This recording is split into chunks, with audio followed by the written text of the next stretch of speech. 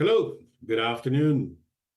Thank you for being here. I sincerely appreciate your attention to the following ideas we would like to share with you. And now I'm retorting to Spanish. Me fue específicamente solicitado que manejara esta presentación en español. Esto en atención a algunas personas que, bueno, tal vez no tengan todavía el nivel suficiente como para aprovechar al máximo esta plática.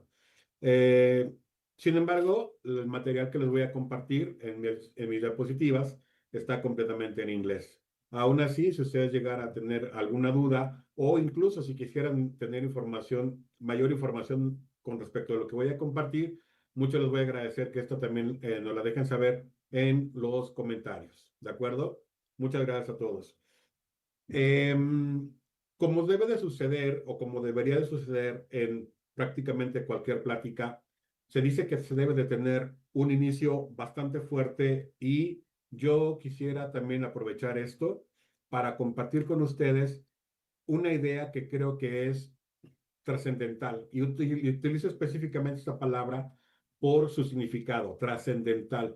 A mí me encantaría que lo que yo les voy a compartir hoy, ustedes lo puedan replicar con sus alumnos en general, específicamente, por supuesto, con aquellos que van a participar la próxima semana en este concurso que me va a encantar ver, y que no nada más se quedara ahí, sino que esta información trascendiera y que los alumnos, sus alumnos, se la pudieran llevar y hacer uso de ella en su vida en general, puesto que se dice que cuando nosotros somos capaces de tener o de ofrecer buenas presentaciones, esto es, hablar en público delante de al menos una persona que tal vez ni siquiera conocemos y delante de quien nosotros vamos a exponer información, esto tiene un gran impacto en nuestra carrera, en nuestra vida en general, ¿de acuerdo? Entonces, por eso mismo,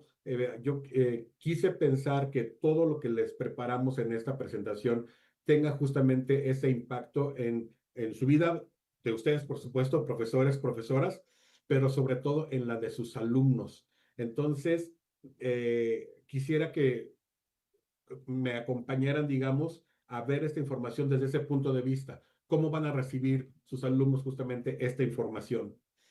Ahora, se supone que también nosotros tenemos la experiencia para encaminarlos y proveerlos a ellos de la suficiente retroalimentación como para que ellos vayan mejorando de una presentación a otra, de un mes al siguiente o de un proyecto al siguiente. ¿Ok? Esto con la intención, por supuesto, de ayudarles también a confiar más en sus propias habilidades de comunicación y de, en este caso, hacer llegar su mensaje a otras personas.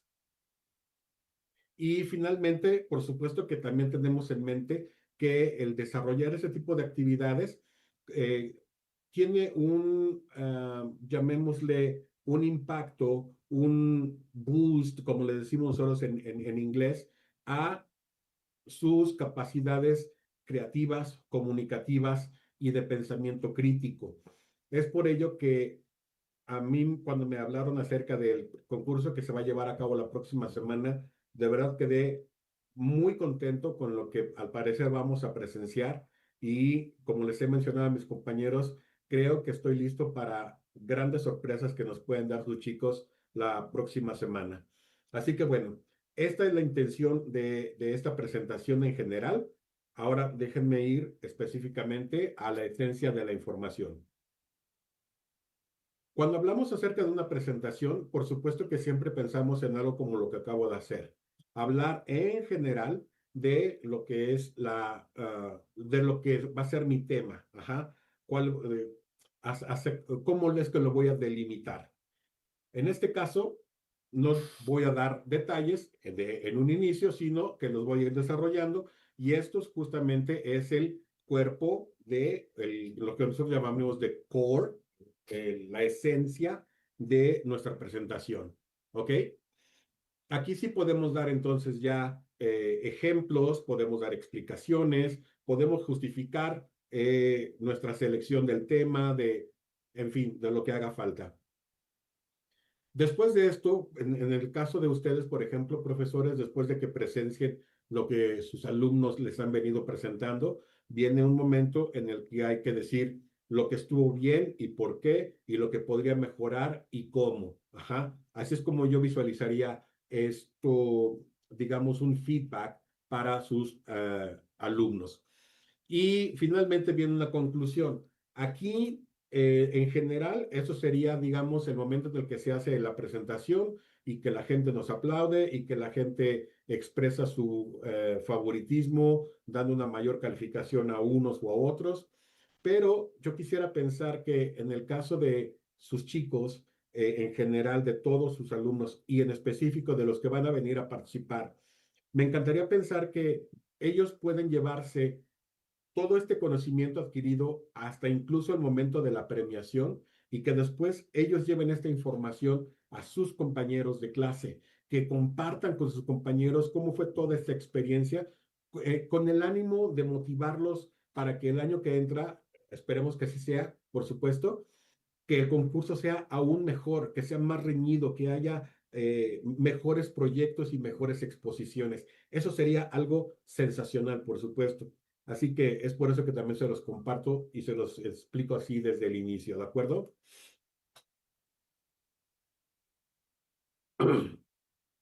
Esto, la información que apareció de su lado derecho, tiene que ver con lo que nosotros llamamos las presentaciones. En este caso, a ver, ustedes seguramente ya manejaron con sus alumnos una estructura en general y es probable que ya también les hablaron a ellos acerca de lo que es la transición entre un momento y otro. Aquí, más adelante, yo les voy a hacer algunas sugerencias en cuanto a cómo podría mejorar el que, por ejemplo, un niño esté hablando y le conceda la palabra a su compañero o su compañera. Ajá. Esto creo que también es muy importante y tiene un buen impacto cuando nosotros estamos presenciando lo que nosotros llamamos incluso una tech talk, ¿no? Si es que alguno se basó en esto.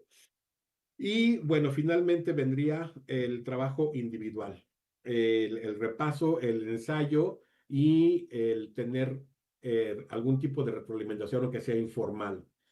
Ok, eso sería en general la esencia de las presentaciones o de una presentación. Ahora, aquí hay algo que a mí me parece que es muy importante. De hecho, yo traté de hacerlo justamente el día de hoy. Abrir fuerte, tener o captar la atención de nuestros oyentes desde el inicio.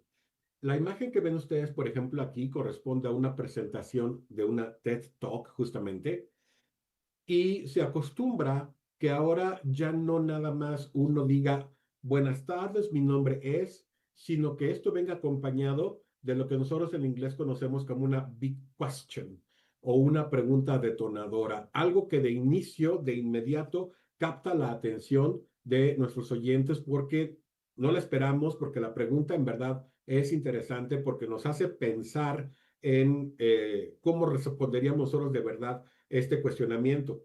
Entonces, tenemos algo como esto, ¿no? What if I told you a single idea could change your life? Wow, ¿no? Ese es el tipo de big questions o preguntas detonadoras con las que se sugiere iniciar una presentación en general, ¿sí?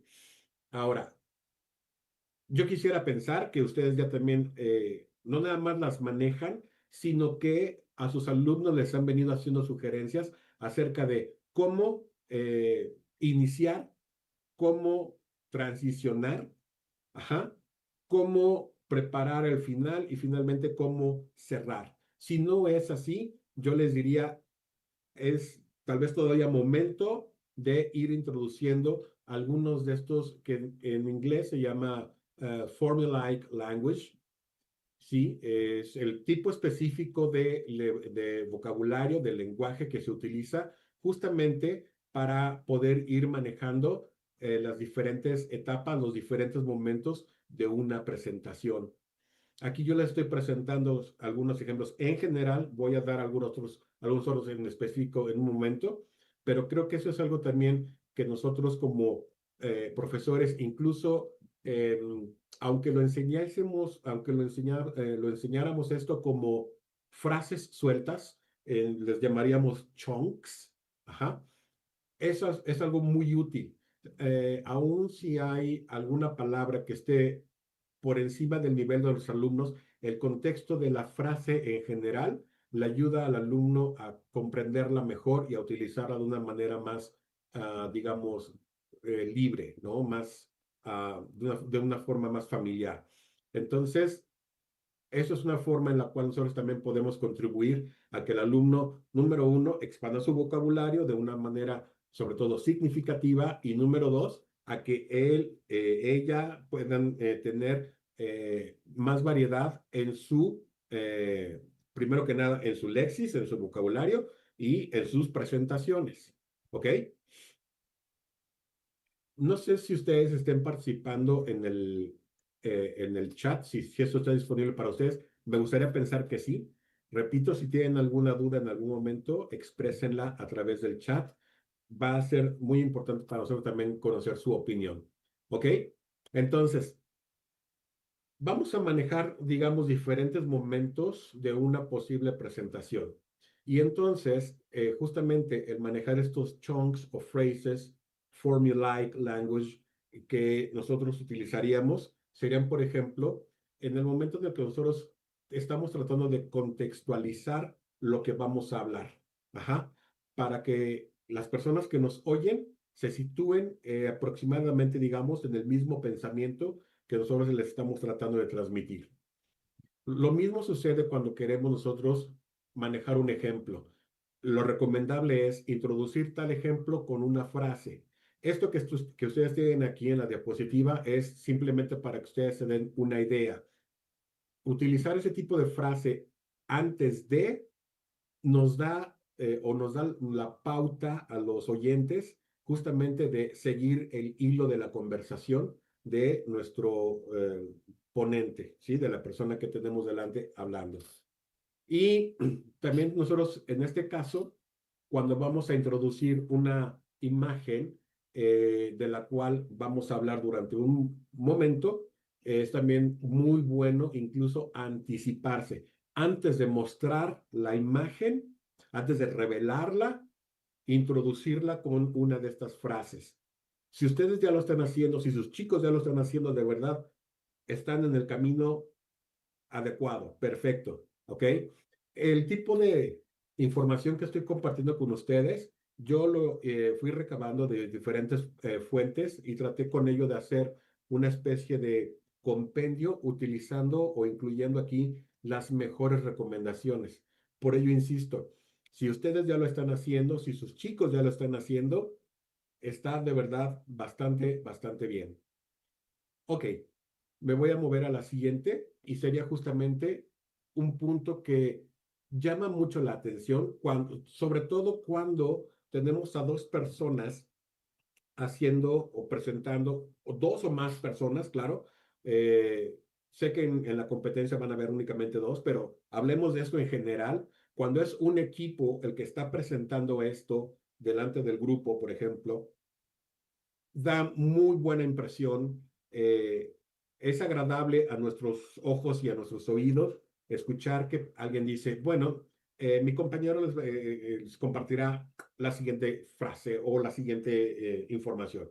Cuando hay ese tipo de transición, número uno, nos están avisando qué es lo que sigue, no nos cae de sorpresa, pero sobre todo ustedes, bueno, los alumnos en este caso, están dando evidencia de que están preparados, de que están siguiendo un plan y de que la secuencia está siendo respetada.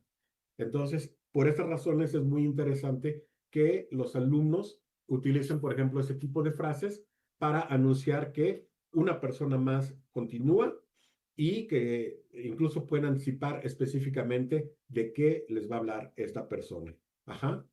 Por ejemplo, con alguna de estas frases.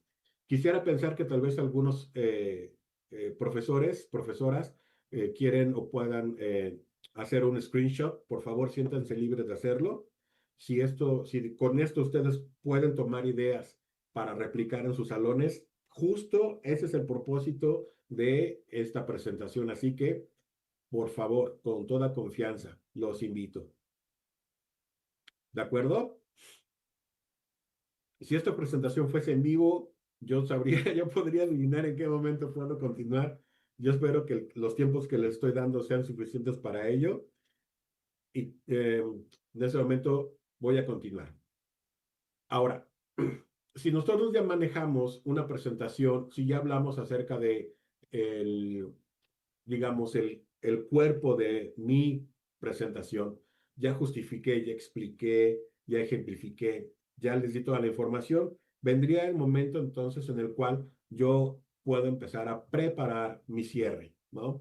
Y nuevamente, si con anticipación un speaker les dice, estoy por terminar, no sin antes, eso enamora, eso habla, repito, sobre todo de preparación, habla de una persona que domina su material, ojalá que también su tiempo y sobre todo le está dando una buena conducción, digamos, a sus oyentes. Entonces, nuevamente, se recomienda manejar este tipo de frases justamente como para anticipar que la presentación, que la plática está por terminar. ¿Sí? Y hay algo más. Justamente, yo aquí estoy haciendo o estoy propiciando la anticipación a lo que viene. El cierre no nada más es el momento en el que decimos, y eso fue todo, gracias. No. Una plática, una presentación, una conferencia que termine con un pensamiento, una pregunta que deje al oyente con un ruido aquí en la cabeza, con lo de que, oye, sí es cierto, cuando una plática tiene el poder de plantar una semilla de duda, de interés, de curiosidad, de asombro en nuestra cabeza al final de la presentación, es algo que se agradece mucho, que se aprecia, que se aplaude, que se califica bien. Ojalá que ustedes también lo hagan, profesores. Y que, por supuesto, propicie que la persona que los estuvo escuchando quiera saber más al respecto. ¿Ok? Yo aquí les voy a cometer un spoiler, como se le conoce a esto en inglés, y les voy a decir que el día de la competencia, el Consejo Británico también participará con una ponencia, llamémosle así, alguien que está familiarizada con el formato de la competencia y que hará algo muy similar a lo que sus chicos están preparando, están haciendo. Y esta persona, no voy a decir todavía su nombre, nos va a revelar datos muy interesantes que tienen que ver con la historia, digamos que de forma simultánea entre el Reino Unido y México. Entonces, yo anticipo que después de escuchar esa ponencia, muchos vamos a tener interés de saber más acerca de nuestra propia historia, que a lo mejor desconocemos, aunque la tengamos prácticamente enfrente de nosotros. Entonces, repito, si una plática tiene el poder de dejarnos con la duda, de dejarnos con la curiosidad por saber más, creo yo que esa plática se puede denominar exitosa. Ojalá que ustedes compartan mi punto de vista. ¿Ok? De acuerdo. Para continuar, una plática es más allá que únicamente las palabras mismas o un material impreso, algún tipo de imagen que se exponen delante de una persona. Se dice que incluso el peso más importante de lo que nosotros decimos no está únicamente en las palabras, sino también en la entonación y en nuestro lenguaje corporal. Entonces, nosotros quisimos aprovechar esta oportunidad para no hablar específicamente de la planeación, la ejecución, el vocabulario y la gramática de las presentaciones, sino que queremos también aprovechar la oportunidad para hablarles acerca de lo que es el lenguaje corporal. Obviamente tenemos la idea de compartir con ustedes recomendaciones de lo que sí funciona y recomendaciones de lo que no funciona del todo, ¿ok?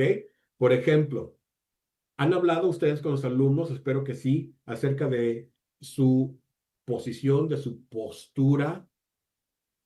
¿Han hablado con ellos acerca de mantener una postura erguida?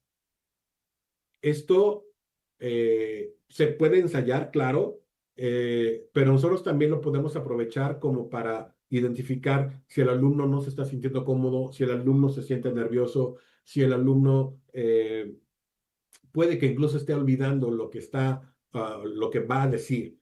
Entonces, es algo que nosotros podemos aprovechar para ayudar, ¿ok? Pero bueno, hablemos de esto. La posición, la posición de la espalda y de los hombros, ¿sí? Sin parecer un soldado que está así, con una posición rígida, pero sí con los hombros hacia atrás, ¿no? Y la espalda recta. Esto, aparte de todo, les ayuda a respirar mejor, que es esencial antes, durante y después de una presentación. Creo que lo sabemos, ¿verdad? Funciona lo mismo con las clases. Sí, por supuesto. Ok. Ahora, lo siguiente sería hablar acerca de los gestos. Cuando hablamos acerca de qué tipo de gestos sí se recomiendan, la imagen, por ejemplo, nos puede ayudar perfectamente en esto. Esos deben de ser abiertos. Ah, tal vez en muchos otros sentidos no sean los mejores modelos, pero algunos de los mejores políticos justamente tienen dominio sobre este tipo de manejo de los gestos, ¿sí? Y atención a la palabra open. Esto habla de eh, seguridad, primero que nada, confianza, llamémosle. Hablamos también acerca de franqueza, ¿sí? Esto se supone que también significa estoy abierto a, ustedes pueden verlo. Así que esto es algo que nosotros podemos sugerirle a los alumnos, podemos ensayarlo con ellos, ¿de acuerdo? Ahora, algo que es muy interesante que tiene que ver con el contacto visual. ¿Sí se recomienda o no se recomienda? Sí se recomienda cuando los alumnos tienen más confianza en sí mismos. Si estamos hablando de un alumno que puede ser más introvertido, más tímido que otros, la recomendación es no veas a los ojos a la gente. En este caso se recomienda ve por encima de sus cabezas. No establezcas este contacto visual de forma directa, sino dirige tu mirada 10 centímetros más arriba de los ojos. Ellos sentirán de alguna manera que los están viendo, ajá, que sí se está cumpliendo ese contacto visual, pero aquí es el espacio en el que los alumnos que son un poco más tímidos, más inseguros, pueden encontrar un escape. Entonces, no te veo directamente a los ojos, veo 10 centímetros más arriba y de esa manera ni tú me intimidas ni yo me siento inseguro. Interesante, ¿no? Ok, entonces esto por favor llévenselo también como un apunte para sus alumnos. Y acerca de la sonrisa, creo que es muy fácil identificar entre nuestros alumnos, sobre todo cuando ya los conocemos, claro, quién sonríe de una manera natural al hacer una presentación y quién está fingiendo la sonrisa. Hay sonrisas que, no sé si por ser fingidas, pueden llegar a verse hasta raras. No sé si en ese momento se les venga a la mente la película aquella de Smile. No estamos buscando ese tipo de sonrisa forzada. Si el alumno, la alumna puede y quiere, eso le ayuda. Ajá. Tener una actitud, digamos, amigable, también hace que la audiencia se relaje un poco y entonces se puede incluso sentir esa interacción que fluye de una manera más libre, más natural. ¿De acuerdo? Entonces, esto también sería algo que ustedes podrían considerar conociendo a los alumnos y viendo en sus ensayos, en sus presentaciones reales, quién puede sonreír de manera libre, natural, sin que esto le implique mayor esfuerzo o mayor concentración. O si no puede sonreír, ok, hay otras maneras de suavizarlo. Por ejemplo, con el lenguaje corporal, que ese sí se puede ensayar. ¿Vale? Ok, entonces hasta aquí, digamos, serían los do's. ¿Ya se están imaginando cuáles serían los don'ts? Yo creo que sí, ¿verdad? A ver, incluso habría forma hasta de recordar cómo, cómo nos movíamos nosotros por nuestros salones al inicio de nuestras carreras como maestros. Seguramente no como lo hacemos ahora, que ya pasó algo de tiempo, ¿verdad? Ok, bueno. Esta imagen creo que representa muy bien varias cosas que ustedes, si yo los tuviera enfrente, ya los tendría ahorita en equipos y diciendo, ¿cuáles son los don'ts de acuerdo en o basados en esta imagen? Hay uno que salta a la vista de forma inmediata. Sí, los brazos cruzados, por ejemplo, ¿no? Sí, aquí no hay espalda erguida, no hay hombros hacia atrás, sino esto, hombros vencidos, hombros caídos, la cabeza está apuntando hacia abajo. Eso no me habla en lo absoluto de seguridad y mucho menos de tranquilidad. Cuando yo veo un ponente así, incluso a mí me predispone como oyente, no sé ustedes. Así que eso sería definitivamente un don't. Como podemos ver en en este texto, nos habla justamente acerca de no cruzar los brazos. En general, se supone que esto es, no te me acerques, no quiero acercarme yo tampoco, estoy incómodo, estoy prácticamente a la defensiva. Ajá. Así es como se puede interpretar incluso de una manera inconsciente. Si estuviéramos, por ejemplo, hablando de una situación similar en un cara a cara y la persona está sentada, el cruzar las piernas tiene también un significado similar. Entonces, por eso hablamos de una postura abierta o de gestos abiertos, como lo vimos hace un momento, y esto que es una negativa, un no, no quiero, no vengas, no quiero ir, no me hables. Ujú. Ok, la siguiente sería justamente los movimientos nerviosos. Son involuntarios, son inconscientes. Otras personas se dan cuenta antes de que yo, sí, lo sé, lo sabemos, pero si los observamos y notamos que esos son recurrentes, hay que hacer hincapié, hay que hacer un ejercicio primero tal vez de relajación antes de, ¿no? Para evitar que los alumnos en general eh, incidan en ese tipo de, cuando comienza con el pie, tapping, ¿no? O cuando están, no sé, moviendo los dedos, o ustedes sabrán cómo es que expresan eso sus alumnos. Observarlo, hacerlo notar, practicar, relajarse, practicar, relajarse. Esas serían las contramedidas, digamos. La carencia o la ausencia del contacto visual, que de alguna forma ya expliqué hace un momento, y la forma también de evitarlo. Recuerden, 10 centímetros por arriba de los ojos, el, mi audiencia cree que sí los estoy viendo, no las estoy viendo, pero nadie lo sabe. ¿Ok? Esa sería la contramedida. Y las manos.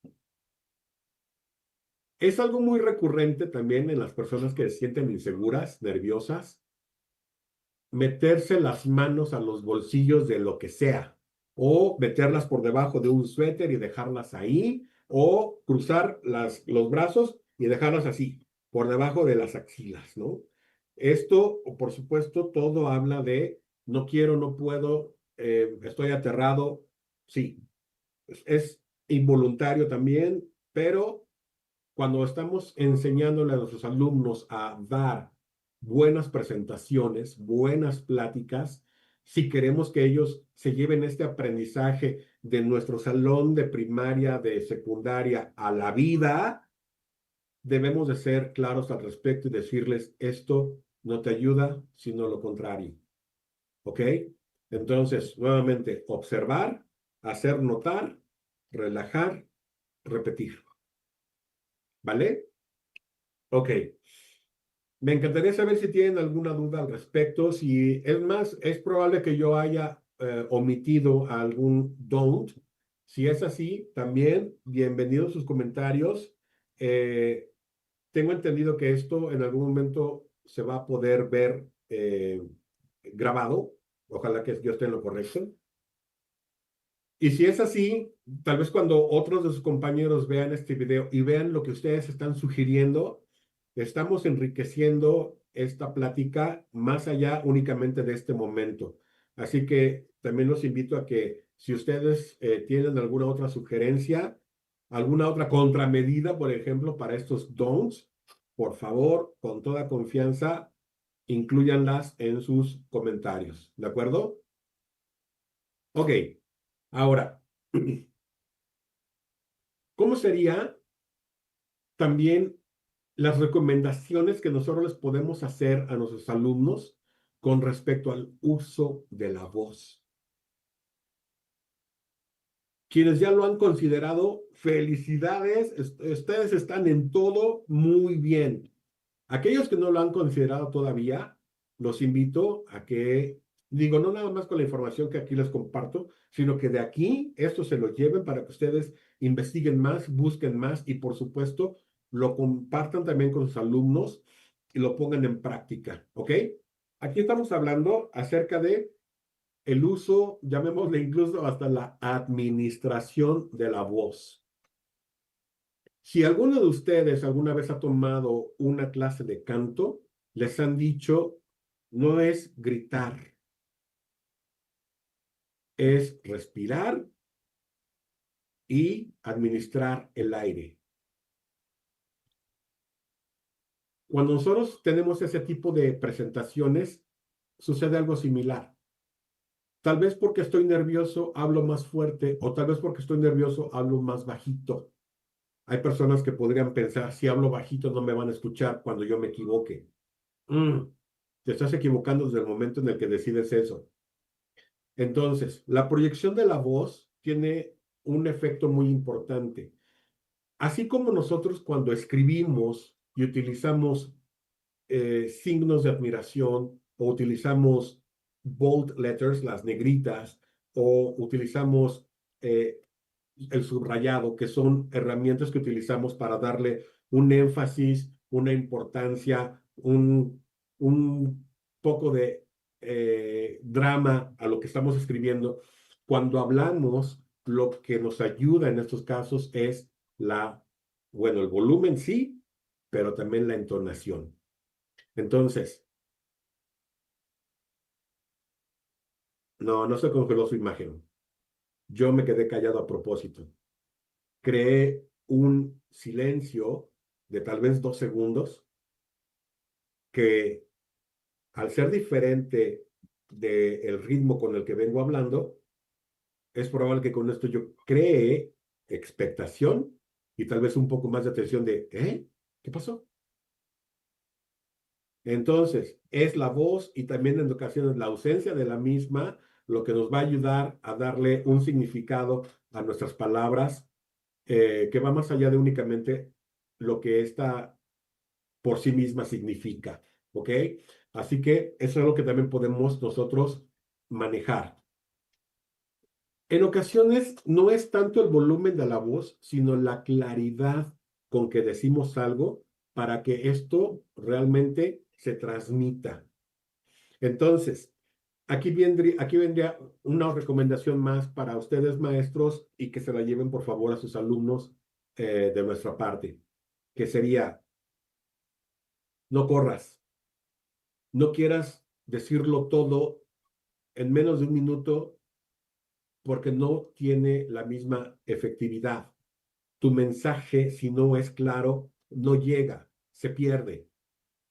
Así que ah, puede haber casos, ustedes los conocen, que cuando se da una presentación en el salón o ahora quienes vienen a participar, en general estén memorizando. Ajá. Y como están memorizando, van a tratar de decirlo a 1000 por hora. Por favor, ensayen con ellos esto, díganles que no funciona, ¿ok? Ah, a manera de anécdota, les platicaré. El año pasado, en la competencia que se organizó de Spelling Bee, habían un par de niños que de verdad sensacionales, con un nivel wow. Nos deletreaban a velocidad, pero de disparo, de ta, ta, ta, ta, ta, ta, ta, ta, ta. Tuvimos nosotros, los que participamos en aquel momento como jueces, que pedirles que lo hicieran más despacio, porque lo hacían tan rápido que de verdad nos hacían dudar de que sí hubiesen deletreado correctamente. Entonces, aquí también hablamos de lo mismo, ¿sí? Volumen y claridad, pero sobre todo claridad, ¿vale? Por favor. La entonación. Una palabra que se pronuncie con una entonación diferente en algún momento dado, tiene incluso un significado diferente. Ajá. Una palabra a la que le doy una entonación hacia arriba suena a pregunta. Esa misma palabra pronunciada con una entonación que cae suena a afirmación. Una palabra que yo entone con un tono sarcástico expresa por supuesto, mi desconfianza, mi duda, ¿no? Así que eso es algo de lo que ustedes podrían echar mano junto con sus alumnos, por supuesto, para que lo que ellos nos quieran transmitir en general, en cualquier tipo de presentación, tenga un impacto aún mayor entre las personas que los escuchamos. Entonces, esto por favor también tómenlo en cuenta. Y lo que yo hice justamente hace un momento acerca de las pausas. Una pausa me ayuda, por ejemplo, a mí como ponente, primero que nada, a respirar. Uno, dos. Si tengo suficiente aire en los pulmones, puedo leer de corrido tal vez 100 palabras y todas van a tener el mismo nivel de volumen. Una pausa en el momento adecuado me ayuda, como hace un momento lo traté de ejemplificar, a crear expectativa o puedo yo, por ejemplo, soltarles algo que sea impactante y me quedo callado 4 segundos mientras el significado de lo que acabo de decir empieza a permear.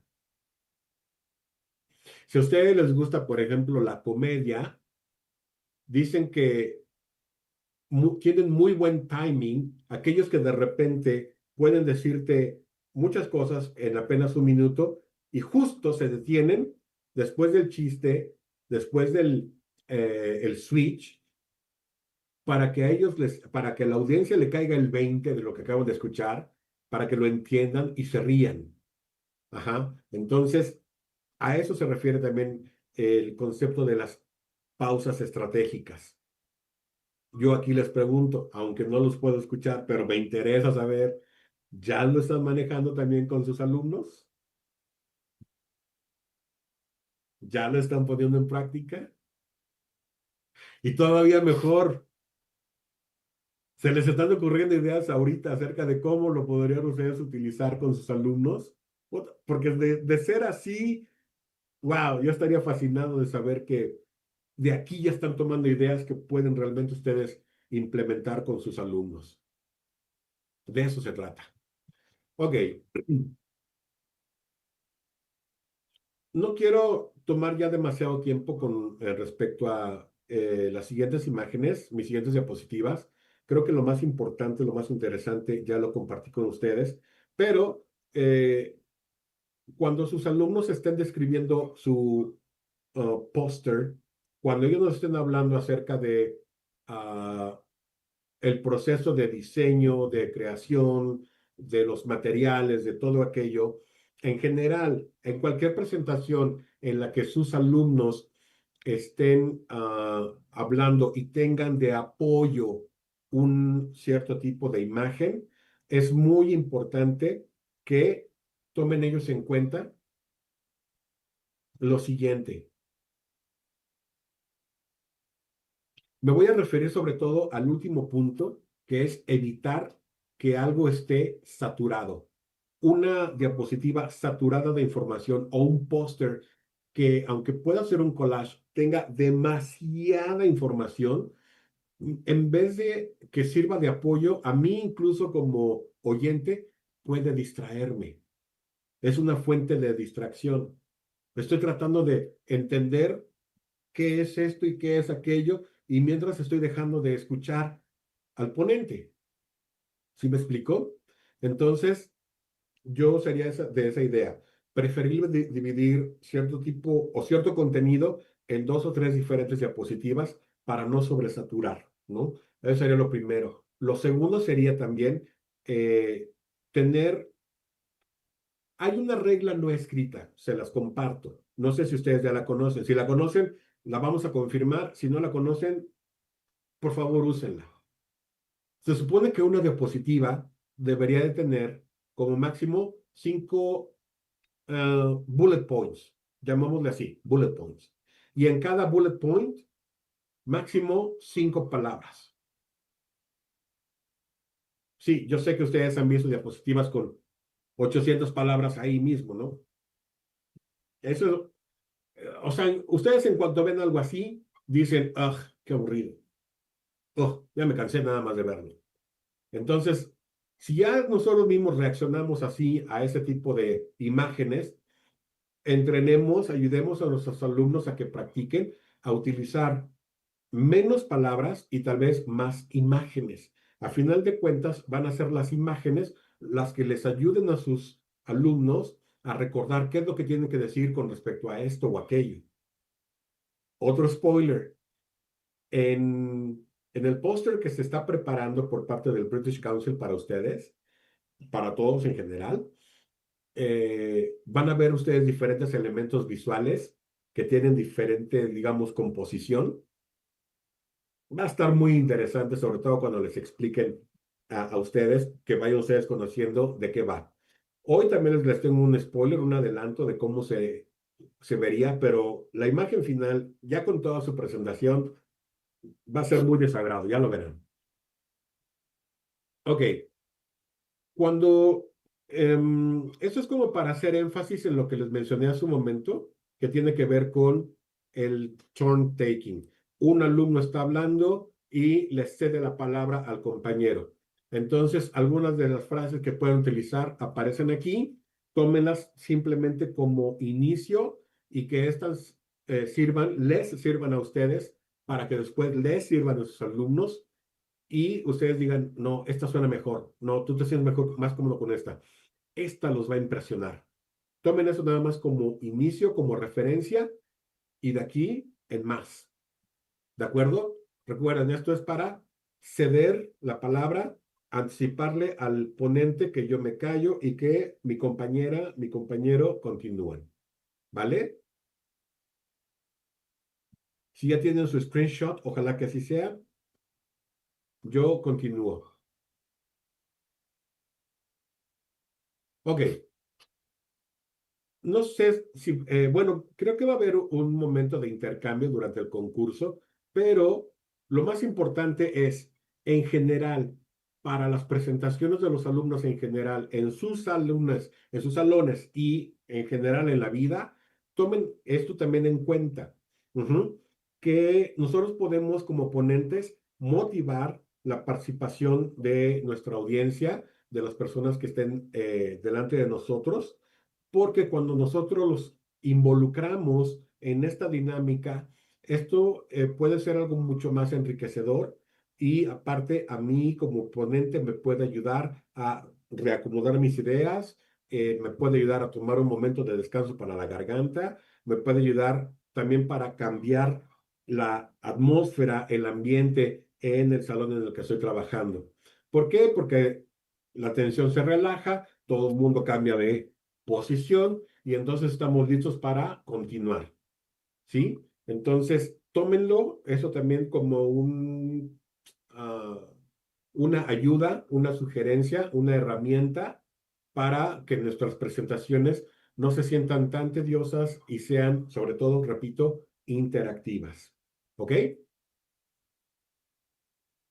Tengo algo más que compartir con ustedes que tiene que ver con, em, bueno, tomen un screenshot de esto, por favor. Eso sería como desde el inicio, la práctica cuando se está apenas ensayando entre los alumnos antes de hacer una presentación delante de un grupo. Pero lo que a mí es que sobre todo estoy checando que ya se me está acabando el tiempo. Esto que les decía hace un momento, ¿cuántos de ustedes están ya practicando con sus alumnos técnicas de relajación?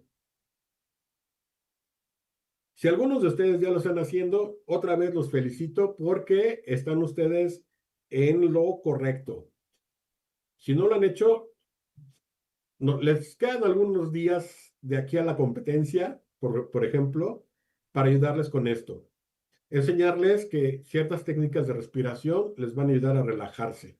Que, por ejemplo, si presentan primero delante de otros alumnos y después delante de todo el grupo o delante de un grupo que no sea el de ellos, esto se le llama la exposición gradual. Mi audiencia cada vez crece más y cada vez son ellos más diferentes, ¿no? Son completos extraños al final de cuentas. Esto, repito, tiene como propósito que los alumnos se sientan más relajados, más confiados para que sus presentaciones cada vez sean, sobre todo para ellos, más satisfactorias. Veámoslo desde ese punto de vista. Que al final de la presentación ellos puedan decir, hice lo que pude, de verdad. Y ya lo demás no depende completamente de mí, ¿no?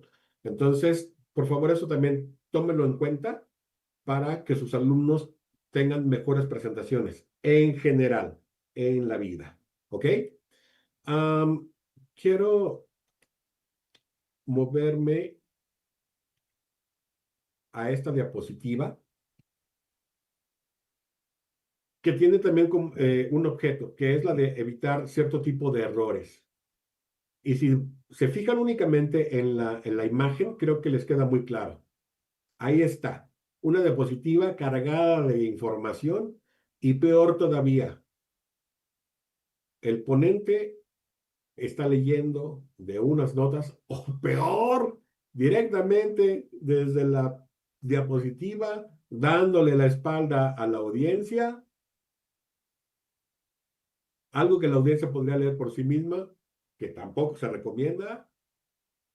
Uf, cuidado con eso. La siguiente, ¿cómo están manejando con usted, con sus alumnos, el tiempo?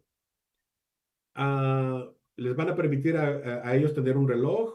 ¿Hay alguien que les esté midiendo el tiempo? ¿Ya lo tienen perfectamente medido? Aquí yo no podría hacer demasiadas recomendaciones porque tal vez lo que ustedes están haciendo con sus alumnos sea mejor. Yo lo único que se me ocurre sería ponerles un reloj enfrente de ellos, ajá, al cual ellos puedan tener como referencia y simplemente subiendo la mirada, ellos digan, me queda un minuto, ¿no? Vámonos. Pero no sé si ustedes lo están manejando de alguna otra forma. Eso, por favor, tómenlo mucho muy en cuenta. Y finalmente, ahora sí, aquí viene el spoiler. Repito, esta no es la imagen final de lo que ustedes van a ver y sobre todo de lo que van a escuchar. Hago énfasis en ello. Eh, no voy a anticipar más. Si ustedes saben de qué se trata, excelente, saben de historia. Y si no, acérquense cuando estemos dando nosotros esta presentación porque va a ser mucho, muy de su agrado. Lleven expectativas altas, ¿eh? De verdad, de verdad. En fin. A mí creo que únicamente ya me queda simplemente agradecerles a todos ustedes, maestros, maestras, por dedicarnos este tiempo en esta tarde, a nombre del Consejo Británico y agradeciendo también a las autoridades de PRONI, a la licenciada Mariana, un encanto ella, por habernos invitado. Y pues yo sinceramente espero que esta información que le estamos compartiendo sea muy útil, no nada más para los participantes de la competencia, repito, me encantaría saber que esta información les sirve o le es útil a sus alumnos en general en la vida. ¿Ok? Trascendencia, palabra clave. Muchísimas, muchísimas gracias. Y pues no me queda a mí nada más que agradecerles. Ojalá que esta presentación haya sido de su agrado. Así que hasta la próxima.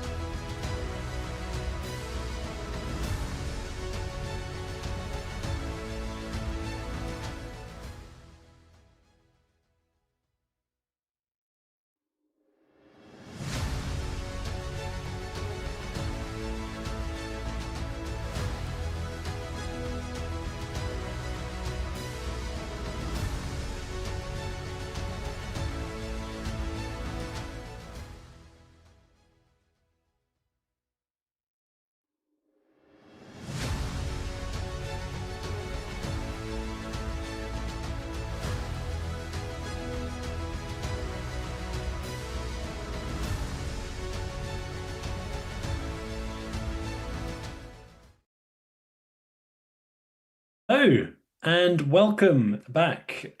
My name is Matthew Long, and today I am going to talk to you about the powerful pedagogy, storytelling in the ESL classroom. So, a tiny little bit about myself. I work here in Mexico City. I'm the head of English in a school, and we love to do lots of projects, like I'm sure all of you do, in your own settings. And we really do incorporate storytelling and literature into our courses. So a lot of these things that I've spoken about today, or I will speak about today, do come from real practice, real experience, and I really hope that these can be of use to you. So, powerful pedagogy, storytelling in the ESL classroom. In this video, there will be some interaction. Please feel free to write into the chat. I will try to track a little bit, but we can also, if you're watching this later, please press pause and have a little think, have a reflection, because that really is active learning. And that's what we want to encourage to our teachers, not only to our students. So let's begin. I would like you to consider, just have a little reflection very quickly, and please write into the chat. Which stories do you remember as a child? What powerful memories do you have? And as a little bonus question, for those fast finishers, what kind of story was it? So I'd like you to take 10 seconds. If you're here live with us, please write into the chat. And yeah, if you're watching this later, please just have a little think. What stories do you remember clearly when you were a child?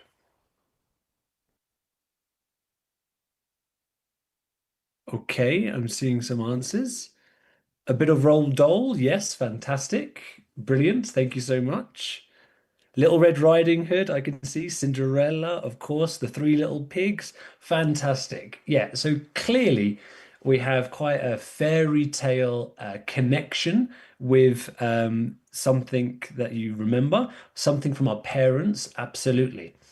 So the one thing that I think, and please continue to write into the chat, one thing I think that we can all agree on is that we do have quite deep and quite strong memories from stories as a child.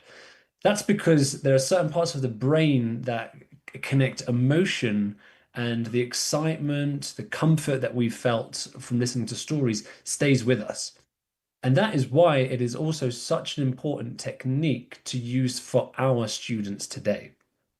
Because we want to give them strong learning experiences, strong emotions, because that is what learning is, the recalling of the memory, like you have so brilliantly done today. Shakespeare poems, well done to you, whoever contributed to that. So brilliant, yes. So we do have really strong connections with stories from our childhood. Let's have a little look at the story as a genre. So all stories, be they fairy tales, be they classical stories, all follow what we call a story arc.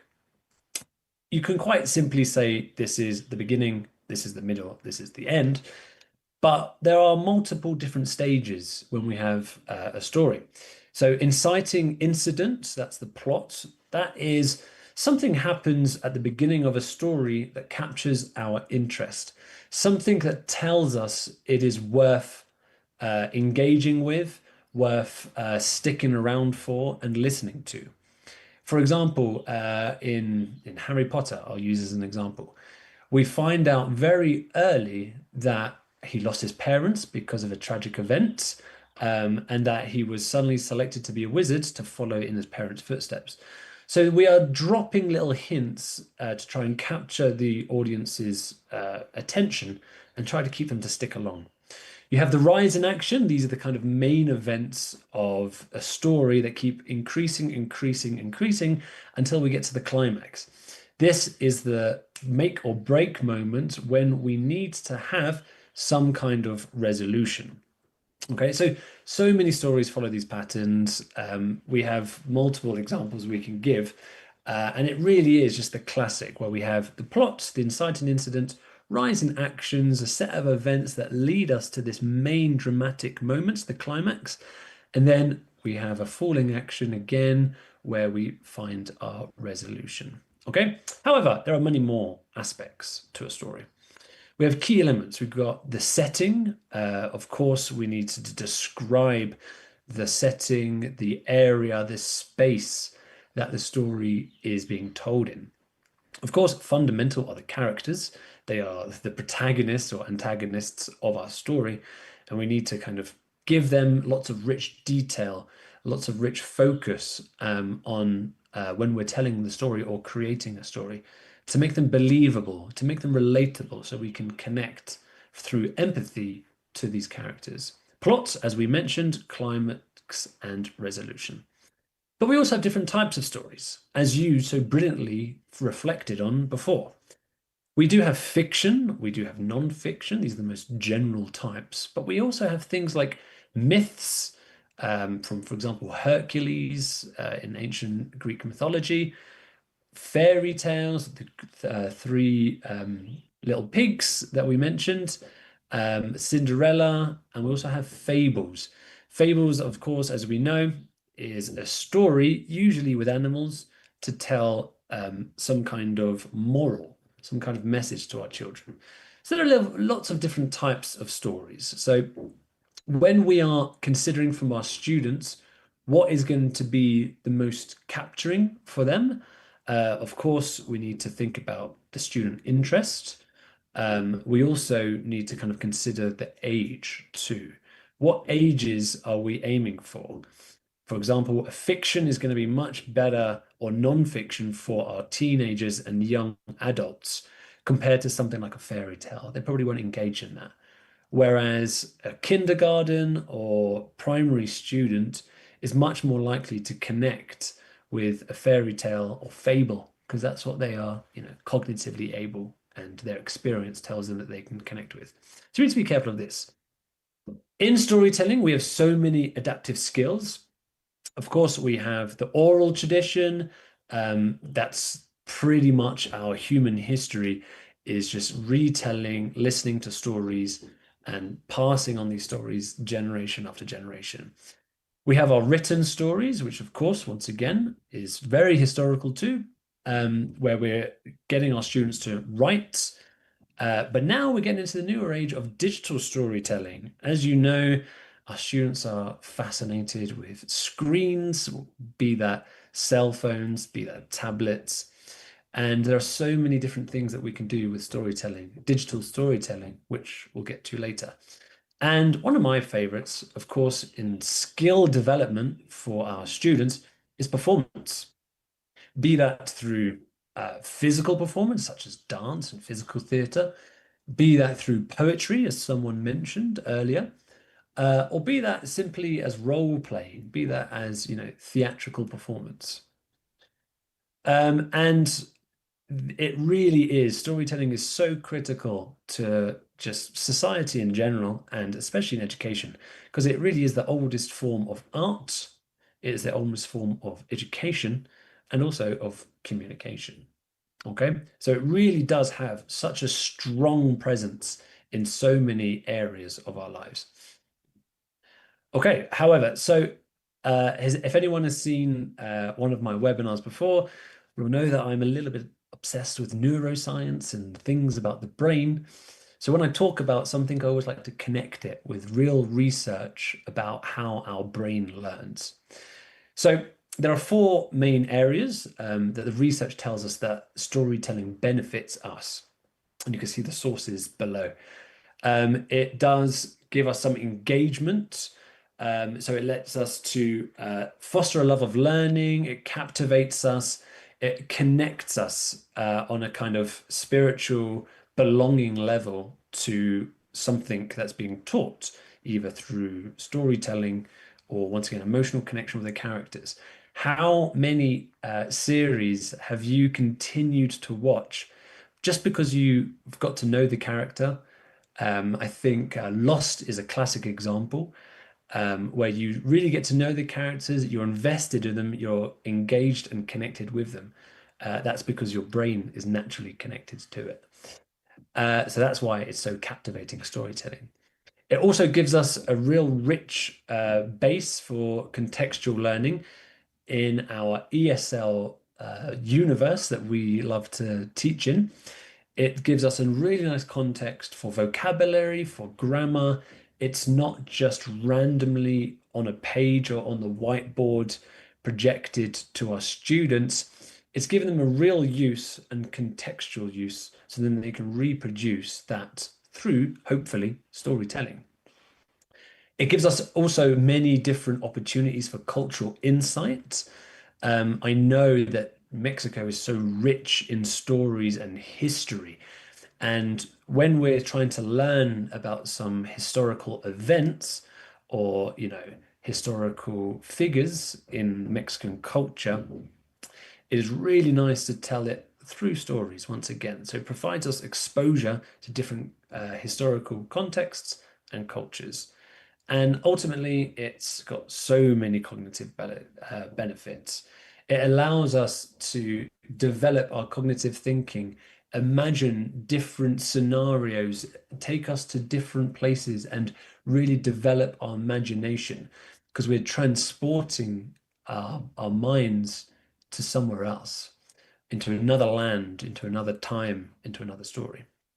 So that really allows us for deeper understanding. So the research really does back up storytelling as a real rich resource for learning in general, but especially also in our context in ESL. So why stories? It allows us to kind of catch their imaginations, as I said, and there are not just only cognitive, but linguistic benefits to this, which is why I hope I get to persuade you to include storytelling into your classroom practice, if not already you've done it. But it also promotes that well-being, that relaxation in the classroom. I remember as a child, story time was such a nice environment. It was away from the book, it was away from the academics. And I'll just literally sit there and just listen, feel so comfortable, feel so safe just by listening to a story that our teacher was telling us. It also increases the willingness to communicate our thoughts and feelings because if we're telling it through a story, it's less personal. If we're talking about someone else's adventure, if we're talking about someone else's events that they're living through, we're much more comfortable to talk about it because it's not always so personal. However, personal connection also is very strong, which we'll talk about later. It motivates active participation, verbal proficiency. Of course, if we're telling it, there are so many speaking sub skills that we are developing. Of course, we're looking at intonation, we're looking at connected speech, we're looking at pronunciation, we're looking at so many rhythm of our talking. So we're developing, without being so explicit, in our children, a natural fluency and proficiency through the verbal word. As I said, inspiration for imagination, creativity. There are so many cooperative opportunities because storytelling isn't purely an individual task. It can be through writing, through the written storytelling, but through the verbal, it's a cooperation. You need a speaker and a listener. You need to have those two side by side, which is a cooperative task. And of course, there are so many listening skills which are richly integrated into this practice. So, once again, this is kind of like a sales pitch for you to really fall in love with storytelling as much as I do. But natural language exposure, as we mentioned, it's all contextualized. Emotional engagement, as also we mentioned. A rich example of language and pronunciation. Introduction to projects. I know that education these last 10 years has really taken such a forward leap towards projects. And literature and stories have such a central place in this. The wonderful example that we were listening to for Rafa for the projects that we've been doing at our schools, it ties in historical events. It ties in the knowledge geographically of where these events happened. It ties also into the artistic development through words, through painting, through murals. And also, of course, as an English lover, ties in English too. So they are clear. So there's so many different subjects being beautifully tied into one project through stories. Contextualized learning, as we mentioned, cross-curricular connections, as I just said, but it's really relatable input. Our students can relate to stories. For example, if we're talking about something, a theme or a topic that's quite personal to them, they are naturally going to get engaged. If it's of interest to them, they're naturally going to get engaged too.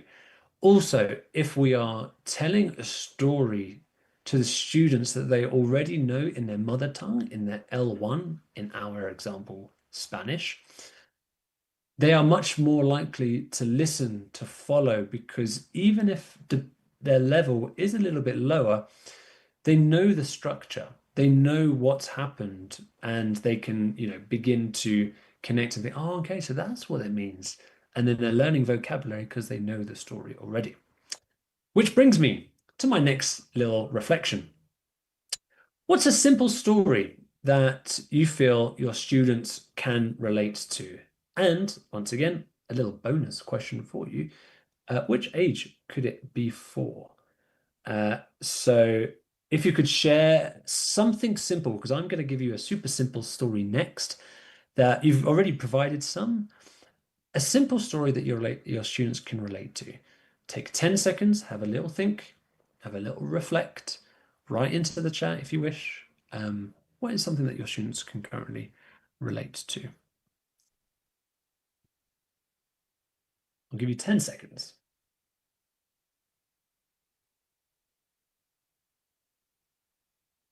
Three Little Pigs, wonderful. Three Little Pigs twice. Wow, yeah, very good. Okay, yeah, wonderful, excellent. We're completely on the correct track.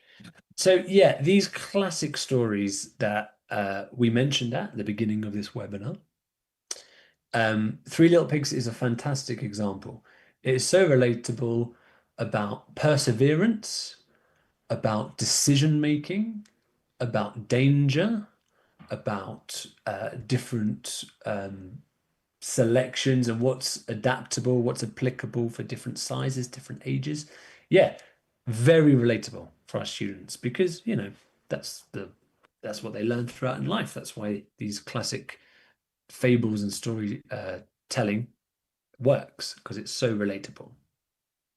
I'm going to give you an example in a moment through the technique. It's called talk for writing. It is a really powerful storytelling based approach that not only develops our students' oral abilities and speaking abilities, but it also leads to writing. For younger students, this is really critical, and older too, to get them confident in a story first through telling it, and then we lead to writing. So this is a technique developed by Pi Corbett and Julia Strong about how children learn. It has so many rich, fun activities, very clear stages to get them to have and rehearse the language that they need to tell a story. And they start to go through imitation and then eventually start to create original stories. Because yes, we want them to tell classic stories, but we want that to be a bridge into something that's developing this critical thinking, this creativity in our students as a springboard to something else. So this is a technique called talk for writing. Please look it up after. It's fantastic. You've probably experienced some of it already. So here is an example of me, just so you know it is genuine. You know that I have actually tried this. I won't direct you to the chat, but have a little reflect on what type of things does make a interesting story or storyteller. If you want to participate in the chat, fantastic. If you want to just think to yourself for a moment, what are the elements of an interesting story or storyteller? This example was for younger children, but it's applicable through all ages. I will, for time's sake, continue. But yeah, do really have a think about that. So here are some of the things that I think really makes are really important for a good storyteller and a good story. First of all, in our classroom settings, we need to do some things before we tell a story to really set the stage for them to be engaged, for those effective filters to be lowered, for our students to be ready. The first one is on the teacher or the storyteller. It's on you. It is purely about confidence. You've got to read or tell the story of confidence. You heard this before with Rafa, whose, by the way, presentation helped me today. So we heard this with Rafa about the projecting confidence through body language, through the use of your voice. If there's anything that you don't know when before telling a story, check for pronunciation, or encourage our students to check for pronunciation. It's always good to be part of a routine when we're introducing it, especially of younger children. Some kind of song, some kind of time, some kind of place in your classroom or in your school where the students know, right, it's time for a story. Like, once again, this goes from preschool to prepa, from the 4-year-olds until the 18-year-olds that we're teaching. This really is, we're just priming the brain for them to be ready to be engaged in a story. Create a reading atmosphere. This is obstacle free, comfortable. Everyone can sit and hear. Or once again, if we've got the older students, they don't even need to be completely paying attention. They can be slouching. They could be written relaxed because they're going to be receiving this information. And also build suspense. If that is through introducing key vocabulary, through a story sack, through props, realia, flashcards, asking questions. This really is going to get our audience ready for a story. And during it, we need, as you can see in the examples below, similar to what you saw before, you need to get into the mood. You need to portray that you're enjoying it. You need to be enthusiastic because those things are really infectious. Use different voices for different characters, facial expressions, gestures will all be very helpful. I'm not the best at that, I must admit. I'm not the best at creating different voices, but it is a good practice. An accent, a voice, a tone is all going to go a long way.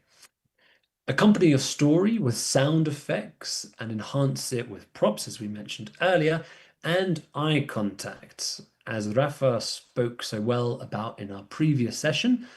Looking at the floor isn't going to help. Looking at the sky isn't going to help. We need that engagement, and that does come through eye contact. Once again, those social skills that we're developing. We also need to keep everyone involved to join in. Once again, this is through eye contact, through names, just calling their name, like saying their name if they get a little bit distracted mid-story, and then continuing the flow just to get them back. Pointing and to illustration definitely helps to the meaning.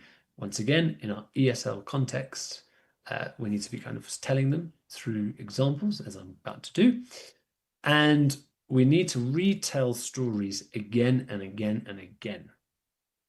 In the technique of talk for writing, repetition is key, because without them understanding, first of all, stories in general, but story structure, they're not going to have the foundations to start to become storytellers and tell stories about things they've seen, books that they've read, original stories they've created, but also their real life experiences. We want them to be telling stories in their real life experience too. And if you're telling a story and not everyone is paying attention, don't worry. If you'd be surprised at actually how much they are paying attention when they're lying on the floor or looking out the window. Studies do show that they're actually still with us. So don't worry if 100% of the class isn't paying attention. They will get drawn in through your methods. Okay, so I'm going to give you a little demonstration. Once again, this demonstration is mostly for preschool and lower primary, I would say. However, I'll give a second demonstration, kind of, which would be more suitable for older students. Okay, so you guys mentioned about 3 little pigs. My one is about the little red hen. Okay, here we go. Once upon a time, in a world far away, there lived one little red hen. Who said, "Who is going to help me plant the seeds?" "Not me," said the cow. "Not me," said the cat. "Not me," said the mouse. "Oh, well, I'll do it myself." And so she did. Who is going to help me water the plants? "Not me," said the cow. "Not me," said the cat. "Not me," said the mouse. "Oh, well, I'll do it myself." And so she did. Who is going to help me cut the plants? "Not me," said the cow. "Not me," said the cat. "Not me," said the mouse. "Oh, well, I'll do it myself." And so she did. Who is going to help me carry the grain? "Not me," said the cow. "Not me," said the cat. "Not me," said the mouse. "Oh, well, I'll do it myself." And so she did. Who is going to help me grind the grain? "Not me," said the cow. "Not me," said the cat. "Not me," said the mouse. Oh, well, I'll do it myself. And so she did. We're almost there. Who is going to help me knead the dough? Not me, said the cow. Not me, said the cat. Not me, said the mouse. Oh, well, I'll do it myself. And so she did. Who is going to help me bake the bread? Not me, said the cow. Not me, said the cat. Not me, said the mouse. Oh, well, I'll do it myself. And so she did. And finally, who is going to help me eat the bread? Me, said the cow. Me, said the cat. Me, said the mouse. Oh, no, you won't. I'll do it myself. And so she did. Whew, right, okay. So, as you can see in this very simple, very quick demonstration for preschool and lower primary, I must say the actions were and the story is much more focused on a preschool student classroom. You can see multiple things happening here. So I would like you to uh, very quickly just have a little reflection, have a little think. If you'd like to care to write into the chat, please tell us or tell me what interesting techniques did you see? What things was I doing to help students follow the story, help students follow a structure, help lower students understand the story too? Uh, Easy, understandable, absolutely fantastic. Any other techniques that you saw? If you were, it's quite difficult to get my hands into the camera shot. I kept doing the same actions, every body language and facial expressions. Yes, it was always who. I did this every single time I said who. Uh, Not me. I kept doing this. Oh, well, I'll do it myself. And so she did. So we have students who are, of course, some of them are lower levels. So by making it really repetitive, you can get students joining in the story, which is why I placed the words on it. So eventually, towards the end of that story, students start to say the who with me. They start to say the not me with me. And oh no, the kind of intonation. They start to replicate that storytelling. And that's just on the first instance of them hearing the story. As we get further through this process, which I will explain in a moment, they start to adapt those techniques and apply them into a different story. So, how can this, you've probably seen this before. Here is a very famous video. We're going on a bear hunt by Michael Ross, and you can see he's doing the actions as well. He always does this on the same parts. He always says, we're going to catch a big one. What a beautiful day. So he is always replicating through, once again, through the stories. It's a very similar technique.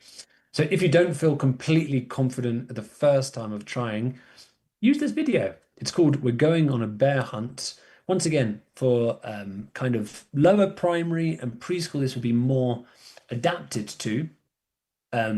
So yeah, you can see once again, repetition. He does use his voice and intonation and repeated kind of actions through storytelling. Once again, really key to get our low-level students engaged. However, we're not all preschool teachers. We are not all teaching younger students. So to link it to our kind of project, I gave myself a little bit of a challenge. Uh, so I tried to use the same story arc in something that you have been working on so brilliantly recently, which is the famous historical event with arts and history and English. And I thought to myself, how can it be done? How can it work with this? And this is just a beginning that we can show to older students.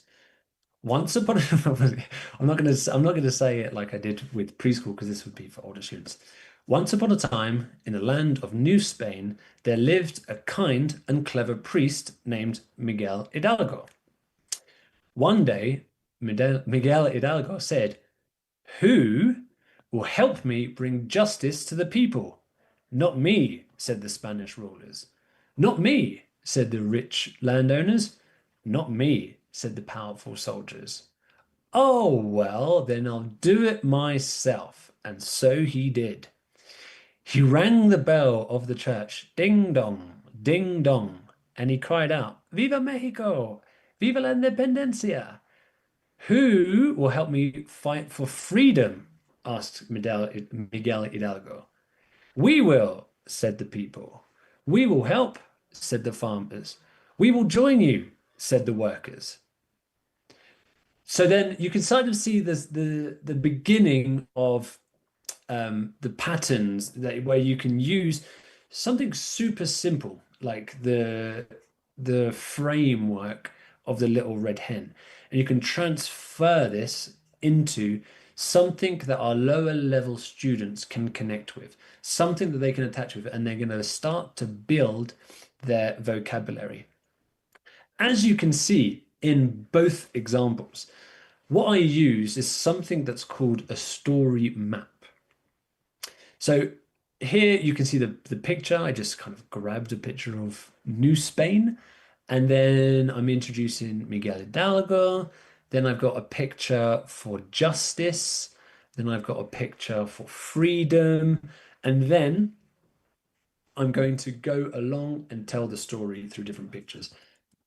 I did it here with the different pictures to give reference to the vocabulary I'm using, the part of the story I'm in. And I also did it here as well. And then I changed it from, Spanish rulers, rich landowners, powerful soldiers to the people. Okay. So I'm telling it through a story. This can be easily done digitally. This can even more easily done by drawing on the board. You don't need to be a perfect artist. I'm terrible at drawing, for example. But we can start to kind of map out, for example, a little red hen, some seeds, then you can draw some grain, a watering can. It's all quite simple, but it's just giving our students something to go to follow the story. And once again, we're giving them techniques, we're modeling the story mapping for them to be able to tell their own stories in the future. Hopefully you can do a better version of Miguel Hidalgo. I'm sure there are some really creative teachers out there who can take this and develop it and make it far richer. If you do, please do share it with me. I would love to see it. But that is one example of how we can use talk for writing. So to continue this strategy, this approach called talk for writing, we have multiple different stages. First of all, we have our hook activities.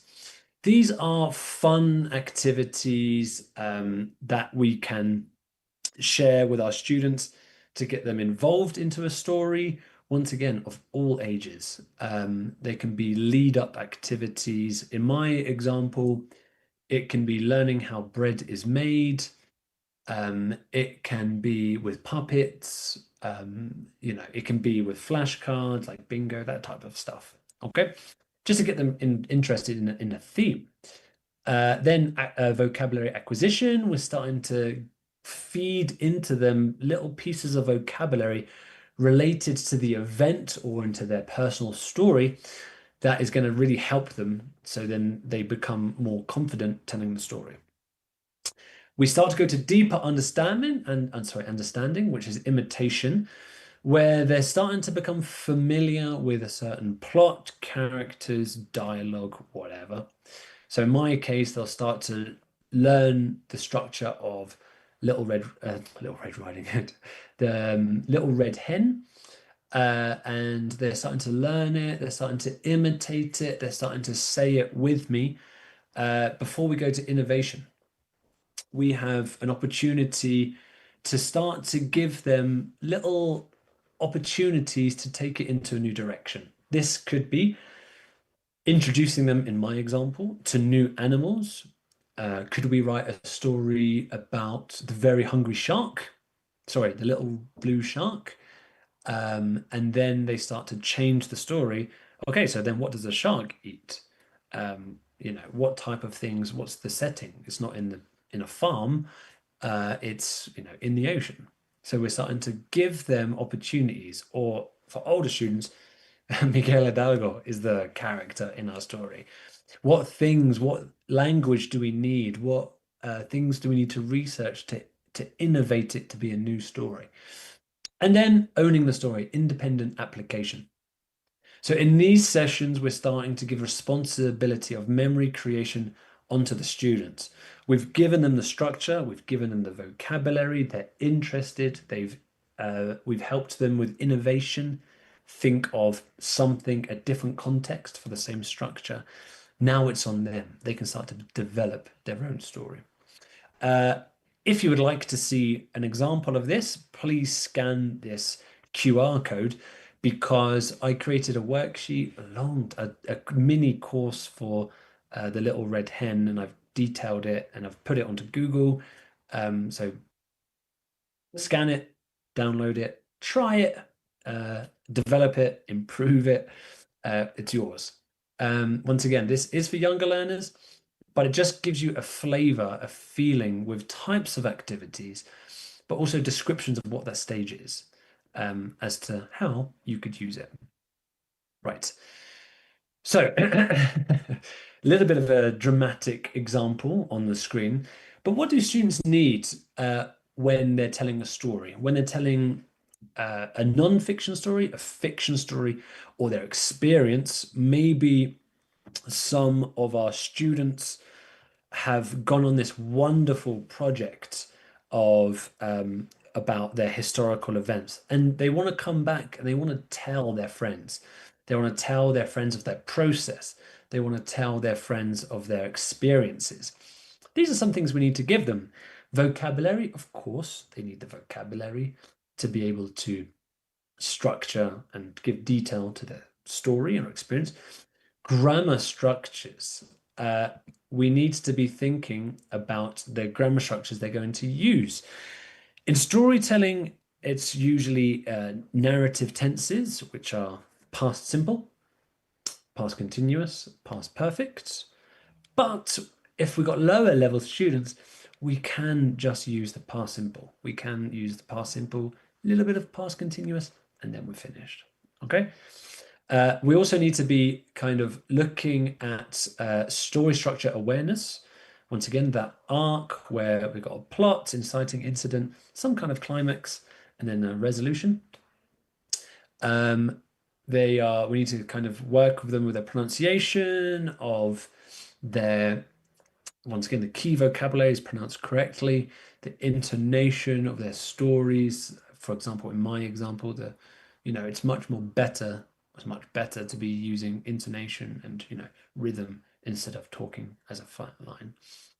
And imagination and personal connection. So on your screen, you can see where I've used these things together. I've used the grammar structures. You can see it very clearly in a video that I've used, but also I gave a demonstration of my story and I helped them with a personal connection. It's a real story. To give them a structure of using the past perfect, when I first took my nephew to the farm, a little bit of rising action. My nephew was climbing up the climbing frame and then he got to the top. I panicked. When I climbed to the top, I hit my face, broke my nose, and had to go to the hospital to get stitches. 2 days before my friend's wedding, and I was the best man. So by giving them a kind of demo, we're giving them how to use past simple, past continuous, and also how to arc as well. And Students love to talk about their own experience, where's that personal connection. They're using a frame on the bottom right, you can see, to then create the bottom left, which is their own real story. Once again, the teachers love telling their own story too, and the students love to hear it.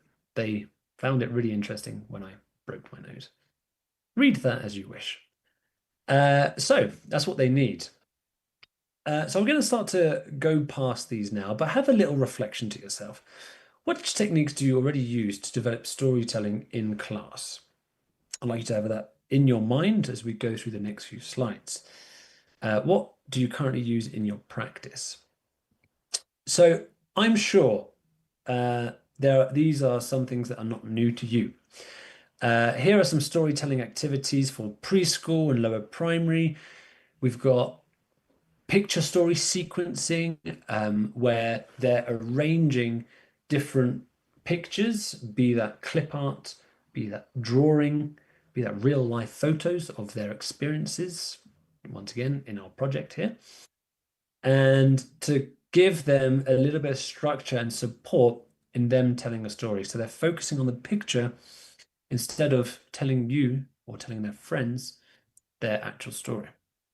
Story dice, sorry, I'm not actually clicking it. Story dice as well are very helpful to give them the tools that they need to be rolling the dice, see some instruments, for example, magic in this example, the mountains, the school bus, and they need to kind of use their creativity and create stories based on these results. Once again, to make our children storytellers. And bonus points if anyone can correctly identify the story in the first picture of the elephant. Story circle development, where students sit in the circle. This could be for all ages. And they are adding a sentence to build a group story. So it's not just an individual experience, it's a collaborative. Once again, we're taking small steps to build our students to be storytellers. And instead of making them do everything themselves in the first try, we start in a group setting. It's safer. It's a collaborative space. They can see that each other child also has their difficulties. And for the young ones, puppet storytelling. And double bonus points if you know what those puppets are from. So, lower secondary, my lower secondary teachers out there, I haven't forgotten about you, secundaria.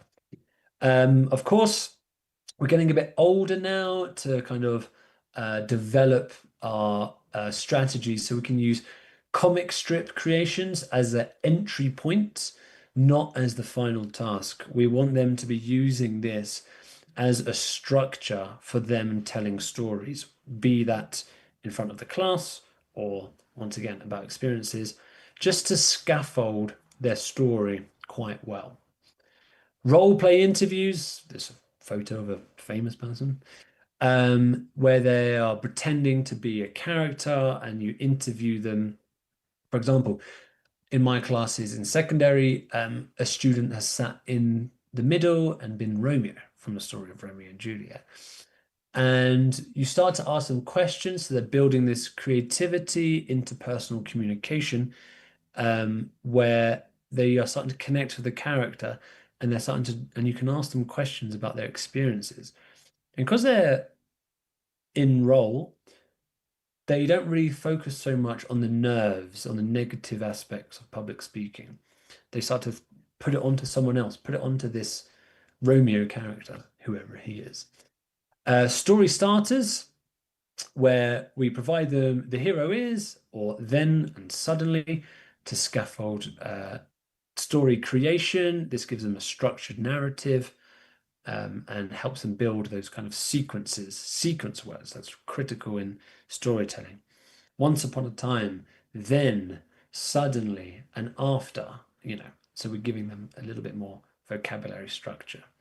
And storyboard planning, similar to the comics that we saw, slightly different.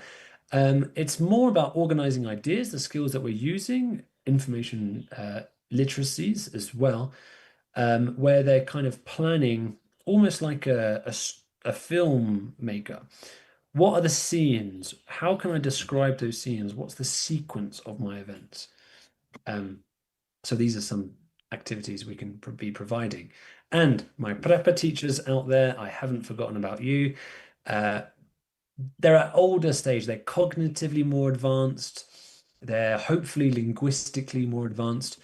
Creative writing, we're giving them rich short stories full of creative vocabulary, full of really rich environments where we're describing the setting. Digital storytelling from cell phones, podcasts as well.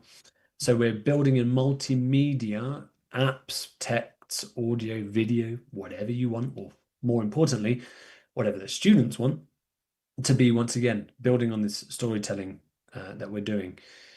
Personal narrative sharing, you saw one of my examples where students share and write a very meaningful personal story, once again, in a safe space, full of respect and things, where they're using developing emotional expression, oral communication, reflective writing. So many rich sub-skills are coming from these types of activities. And debate style storytelling for my teachers out there who love Model United Nations, real life moral dilemmas, where, choices and consequences. Just to be, once again, to be giving them the foundations for them to be kind of telling rich stories, lots of details, lots of dilemma, climax, cause and actions. Okay, actions and causes, sorry. So here you can see it. A real nice, please take a screenshot of this, or come back to the video and watch it. Where we do have a real nice mix of information literacies going on, where we're using specific information effectively, accurately in different situations, subject specific, as you've been doing with your state projects, and also digital literacies, a nice little combination to build multiple literacy intelligence in our students. Okay, I'm going to keep going. I'm not going to ask them to stop that question because we're slowly running out of time, or rather quickly running out of time. Another strategy, because I just want to give you everything that you need for storytelling. Another strategy that we can use as teachers for, once again, for all ages, is contextualized narrative. What is contextualized narrative?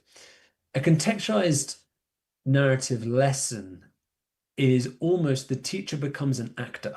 The classroom becomes a stage or a setting. And within the context of a story, you are providing some linguistic challenge, some cognitive challenge for them to be solving within the story. For example, well, I've got an example on the next slide. This is years ago. I created the story Rip Van Winkle. He is part of a village in the Netherlands. He goes for a walk. This is a super simple kind of overview. And he falls asleep, and he falls into an eternal sleep, and he wakes up 100 years later. And I pressed pause then. I entered the classroom as the mayor of the village, trying to wake up the forever, eternally asleep, lazy Rip Van Winkle. And I invited into my circle a group of scientists. And my group of scientists, my students, were tasked with creating a potion for them to wake up Rip Van Winkle. So I gave them the story, I gave them the context. They had little activities building different linguistic skills to be able to complete the tasks. And the final activity was them creating a recipe. So through storytelling, we were able to give this really rich context for the students to get engaged into the class. and then go on and retell the Rip Van Winkle story in much greater detail at a later date to their parents. So we can use contextualized narrative to tell stories, develop linguistic skills. You can see a kind of screenshot from my lesson plan there, A2B1 it was, and my objectives through different stages. So this can be expanded in so many different ways. An artistic gallery where the students are in character. You can have famous artists. They dress up as the artists. They research in their art class or Spanish class about their different methods, their different histories of their lives, and they retell it in front of their class. Once again, in character, contextualized story inside our classroom. Or you can have how to survive a zombie attack. You can turn off the lights for 1 minute. You can play some kind of creepy music around Halloween time, and then kind of show them an image or use your language to describe the world outside. And they need to be the survivors of this apocalyptic world and think about items that they need to survive a zombie attack. You can also do this with Robinson Crusoe, a pirate adventure, where obviously they're following instructions to find the treasure, once again dressed as pirates. A set of junior doctors who need to learn medical information to once again to contextualize. Okay, there's been an accident in our school. How can we solve this problem? Or, as always, one of my favorites, Harry Potter, trying to find the Chamber of Secrets as almost like an escape room. Escape rooms are a very good example of contextualized narrative, where you're in character, a set of tasks through storytelling to come to a resolution. Okay, and there are so many benefits. As earlier, once again, it's all about the art. It provides our students with a framework about how natural learning happens. The engagement is there. My students were unbelievably engaged in that Rip Van Winkle example. They didn't want to stop. I had to kind of break character towards them, like, right, guys, recess, It gives them a language-rich class for linguistic meaning. It's motivating. It increases confidence and enthusiasm in our shyer students and enhances interest in long-term goals and education. Once again, they're connected to our English. They're connected to storytelling because they are so motivated and so engaged in this. Right. So that is come to the end of our storytelling, and I'd like to leave you this little quote. The stories transported her into new worlds and introduced her to amazing people who lived exciting lives, by Roald Dahl. I hope that this webinar has been something of interest to you, and I hope that you can use this in your context to be developing our students into really prolific, proficient storytellers, and also to use storytelling as a method in your class to build on language. Thank you so much for your time.